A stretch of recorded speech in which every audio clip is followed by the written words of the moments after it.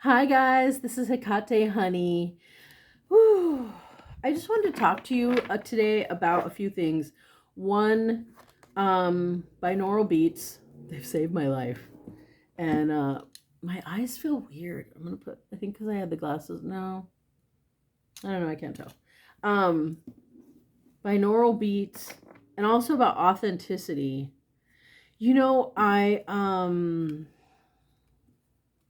I work a lot with people, and a lot of people are having a hard time right now. And I know it has to do with that they're releasing old programs and sorry, old like processes and fixes to to grow and to not need those fixes and to become more authentically themselves. And I have people I talk to and who call me or I call them, and we're all kind of experiencing the same thing. Like earlier this week, I've really been working on my food weight journey, like just becoming aware of it, and seeing where my triggers are, and seeing like how I want it to change, and becoming more aware of like habits I have that promote the weight, or um the not healthy ways. And it's similar to any other action that we're trying to get rid of and get better about. Like, you first have to see what you're doing. You have to see what you're doing to get clarity, to then see how you can change it, and then take those actions to change it, right? So, this week I had a lot of insecure feelings come up where I just didn't feel happy with myself. I like woke up like that. And then the thing is, though, even though I'm a big girl and don't necessarily like myself at this weight, like I love myself, but I don't like the feeling of being in this size. Um, and some days it's better than others. The thing is, like, I know I'm a pretty badass person, that this is more like my avatar that I'm riding around in, but that's not who I am, right? Like, my body is not who I am. Like, who I am is this, like, magical, loving mystic, who's just like kind and caring, right? And I think I'm pretty badass. But um, like, this is like the last things I need to work on. And like another friend is working on, like loving herself and not attacking herself. And then another friend of mine is working on reclaiming like old things that used to cause shame, right? And then reclaiming like the things that were made to feel ashamed of. And it's just so beautiful to see, because I know the collective is working on this. Like, we're obviously shedding these old programs and trying to become our more authentic selves. And if you don't know what, say, like I'm talking about, like authenticity of spirit is like owning your shit, right? Like, I own that, like, I check out of my body and disassociate, and tend to eat to feel better, right? For comfort.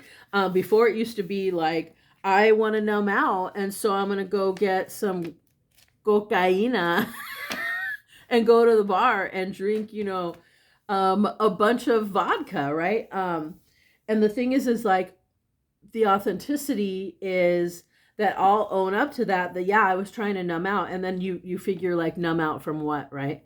And what is it I'm feeling that I need to numb out from, right? And and then that's part of like the shadow work. That's doing the work, like figuring out what those things are that you need to numb out from, that you're trying to run away from, and then integrating them into yourself, and acknowledging them and giving them some space. Like with my depression, when I used to get really depressed, I don't as much anymore. When I used to get really depressed, um, instead I would try and check out or numb out, right? And nowadays, Even a lot, I don't as much anymore, but say in the last couple years, I would see that I'm depressed, and like I wouldn't want to shower, and I wouldn't want to go out. I mean, I don't like to go out anyway, but like especially I wouldn't want to go out, and then I didn't want to talk to anybody. I didn't want to do this. I didn't want to do that. I wanted to just sleep. I cried a lot. And before I would just fight it, like, why are you like this? And get angry at myself. And instead, I learned to really make friends with my depression. Like, I'd be like, okay, we're depressed today. So we'll just watch movies and eat some snacks and, rest. And by acknowledging that depression and then making friends with it, like, I think it was almost like my inner child's way of saying, like, hey, I need your attention. Makes me even a little choked up. Like, hey, I need your attention. I'm not feeling like doing all the things we normally do, and I don't know if I can handle it. And so will you pay attention to me and stay home with me? And I'm like, yes, I can do that. I can stay home and like gently love you and coddle you and cuddle you, and we can get through this together. And then the more I did that, the less depressed I'd get, because I was showing up for myself and acknowledging my feelings. And a lot of times when I say drank or used or even eat, I don't want to feel those feelings. And but being authentic, that's feeling your feelings. That's when shit comes up and you want to cry, but you're not going to, or you turn it into anger instead. That's not being authentic. Like sitting down and saying, yeah, this hurts. I don't want to deal with it, but I'm going to. Like, a lot of that, too, is like if you're doing the shadow work on that, you're going to look back at your childhood where you learned to shut that down, to shut that off. Who gave you that message that it's not okay to cry? Who gave you that message it's not okay to feel? Who gave you that information that you're not allowed to have your feelings, right? And like work through that. And like the thing is, it's not like you can be angry at your parents, but also they were doing the best they could. And I mean, most of them, right? I know there's some parents out there who, some of you who had parents that were not doing their best. But like, say, even with my parents, it's like, I know they were doing the best they could and they were battling their own demons. But at some point, I get to take responsibility for my reaction to it, even as a kid, and giving myself some grace and saying, yeah, I got that message and it was probably a wrong message. Or even if it was the right message, I don't have to live with that message anymore. I get to move on, right? And and instead I get to do the work and see where the roots of my triggers lie, and what makes me feel, and like work on that, because I don't want to be a prisoner to those old programs, right? Of not feel like my old programs are I'm not lovable, or if you love me it's gonna hurt, or what's another one? I'm not enough, and I can't trust anybody, right?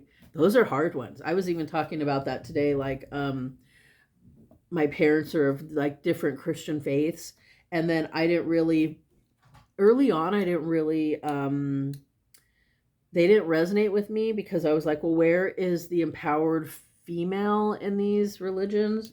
And I mean, I'm friends with God and Jesus, and but there was the Madonna, right, like the Virgin, and I didn't really feel like that resonated, because I was not a she seems like pure and innocent, right, and loving.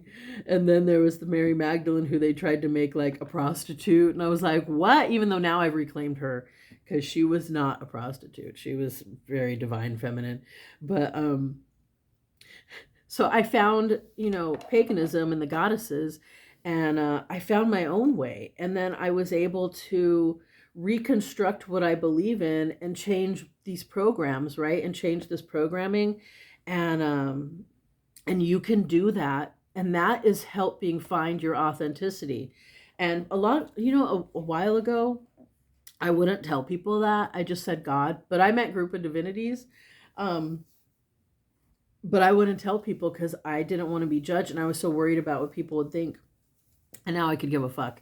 But I know I've made people uncomfortable with my emotions, even where they're like, why are you always crying? And I'm like, like, you may have a problem with my emotions, but this is how I feel, and I need to clear these out. And later I learned, like, I transmute a lot of energy through my emotions and crying and grounding with trees. And but that authenticity is what's gonna pull people to you, like being honest, like in how you're really feeling. Like, people will say, how you doing? And you can always say, I'm great, I'm fine. But I usually will say, hey, I'm a little frustrated today, or I feel like I'm being challenged this way, or sometimes I'm great, right? And but like, in being honest and vulnerable with how you're really feeling, that's that authenticity that people respond to. And it's funny because I was talking to a friend the other day, and they just weren't happy with where, like, their life had taken them. And I'm just like, at what point do we, like, just try and seek acceptance, right? About what's happening versus what we thought it should look like, and how can we find joy with how it is now, right? And like, for me, it's doing these videos and talking to you guys. And like, someone told me, that's really cool that you do that. Do you want to get, like, all these, subscribers and make money? And I'm like, that would be nice, right? But at the same time, it's like, no, I just do this because I want to help. And then also, it makes me feel good. It brings me joy. And it gives me a chance to share my gifts, just like my business. Like I do, I can help guide you through shadow work. Or I'm really great in, like, emotional situations, like divorces or breakups, or where you have huge life changes and transformations. I'm really good with, like, giving people perspective and walking people through that. I guess it's like an emotional doula or something. And then I do long distance Reiki, and I love doing that stuff. I mean, I charge, of course, because it's the energy exchange of my time and, like, my experience and wisdom. But, like, I love helping people and showing my vulnerability and the shit I've gone through so it can help someone else, like that um experience. And then giving hope to others that you can do this too, right? There's so many people who are just stuck in, say, a victim mentality, and like, oh, this didn't this person hurt me, or my parents did this to me, or, oh, I didn't get that, like, the stuff I wanted. The thing is like, a lot of times, if you can change your perspective, you get the things you want and, like, the life you want. And you'll see it in a whole different way, and you'll realize, oh, this is so much better than I thought what I wanted. I had talked to one friend a lot about relationships, and, like, I've kind of I guess not given up, but um, I just I used to have this deep longing for a person, and I realized through a lot of work that I had been looking for a savior, someone to take care of me and, like, love me and save me from the world, right? And that came from, like, some trauma and abuse in childhood, and my early, my teens and stuff. And the more work I did, the less I needed someone for that. And then when I've talked to my spirit guides, and they're like, you're not really going to have a great love this lifetime. And like, it didn't bother me that much. I was like, I have such loving friends, and I get to be really intimate with them and vulnerable. Not physically intimate, but you know, there's people for that too. But, like, I get so much loving emotional support from, like, my friends and family that it doesn't really bother me. that I'm not like looking for a relationship, right? And if it's gonna happen, it's gonna happen. But if it's not, it's not, and I'm okay with that. And like that's through a lot of work, right?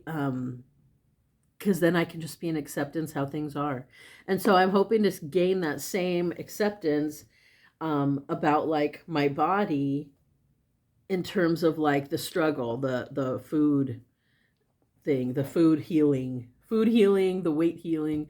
And I love my body. It gets me everywhere I need to go, and it's mobile, and I get to do the stuff I want to do. And but I would like to have it be a little easier, and and like that's gonna work out too. It's just gonna take time and some work, right? And and like how beautiful that is to have that faith, and especially coming from a person who didn't trust anybody. But I have faith my divinities are going to help me. I have faith that you guys pray and send me good vibes, and I know my friends and family support me, and I just can't wait to see how it's all going to turn out. And if I can help you in any way through some other issues, you just let me know. Check out my website, hecatehoney.com. And like, share, and subscribe here, please, because that always helps. And that's pretty easy, right? And I don't know. I just hope you all can have the life you want, right? I know I want to say 85% I have the life I want. It's like a really beautiful, blessed life. And like, it won't look the same for everybody, right? But for me, like, I just feel so grateful. So, that authenticity. Oh, and then I was going to talk about binaural beats. One of the things that saves me is, I'm sorry I talked so long about the authenticity and not the binaural beats, but if you search on YouTube, binaural beats, which is BINAURAL, binaural beats, they are these frequencies, and they called or like God's frequencies, and they're like dual frequencies that are placed together, and at certain hertz, they will do specific things. Like some are for like healing, body healing. Some are for like emotional peace. There's other ones that there's so many, and I should probably do a better video on this. But they save me almost every day. If I'm upset, or or I need some focus, there's focus. If I need some kind of peace, I put these on and I just forget about it, and it changes the whole vibe of my office or my house or my room, whatever. So if you guys need like some pick me up, Google those on YouTube, and they're amazing. Anyway, I love you guys. I think there's some, and I think I made my meditation playlist public. So if you want to check those out, I think there's a bunch of them in there, and they're really good to meditate too, and they really help you. Anyway, love you guys. Bye.